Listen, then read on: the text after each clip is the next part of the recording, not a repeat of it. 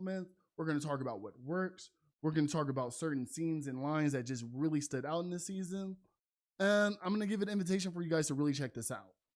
So, the hype, some of the major parts of this season, I'm going to try to do this with no real spoilers.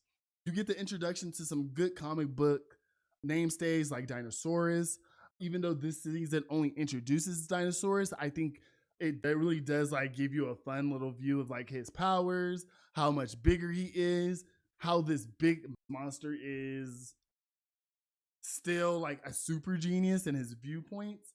So Dinosaurs was fun to see.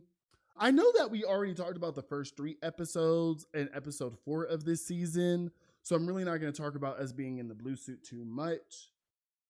But for the rest of the season, we get some really good solid character moments with Debbie and Nolan.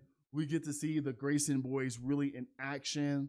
We really get to see small changes in the narrative that really insinuate like the time and day and age that we are in right now. You got to remember, Invincible was written over 20 years ago.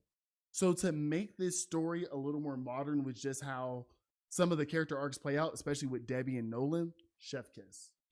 We get to see the rematch with Conquest. Really get to see a real good strength measuring, a strength contest with Mark. You really get to see a benchmark in his growth.